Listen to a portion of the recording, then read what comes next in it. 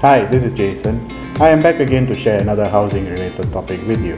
Today, I am going to share with you about CPF accrued interest and how it affects your cash proceeds when you sell your HDB flat.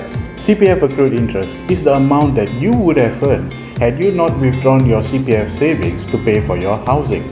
This is calculated based on the CPF amount withdrawn and compounded on an annual basis. So let us look how this affects homeowners when they sell their HDB flat. Mr. and Mrs. John bought a 4-room resale flat in Choa Chu Kang 20 years ago for $260,000.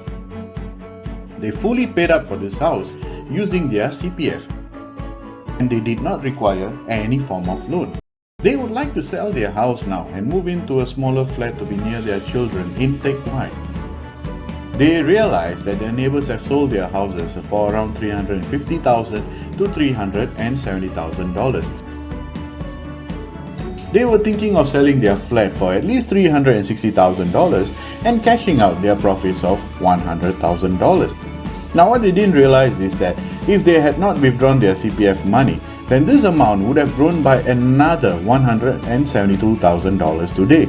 This is the CPF accrued interest. Therefore, when they sell their property today, they would have to refund their CPF used for this house, including the accrued interest, which work out to $432,000. Assuming they sell their house for $360,000, then this amount will have to be refunded back to their CPF account. Because their sale price is lesser than their CPF refund amount of $432,000, they will not be receiving any cash proceeds from this sale.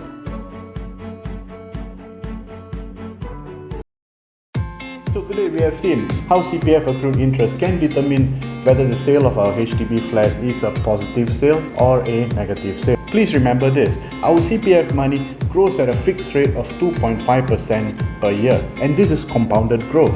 But the sale price of our HDB flats, however, is subject to market fluctuations.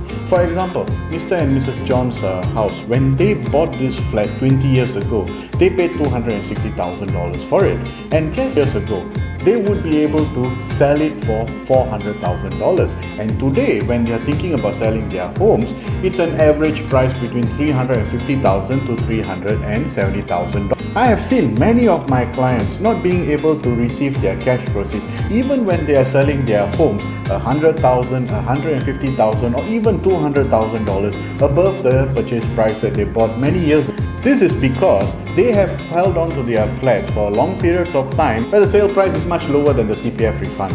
Now this results in a negative sale, like Mr. and Mrs. John. I always tell my clients, do not only use your CPF to pay for your housing, and if you do so, I think it helps to keep track of the CPF accrued interest and the resale transactions in your neighborhood and in your estate. I hope this session has been very useful to you. Do check out my other videos if you haven't done so already.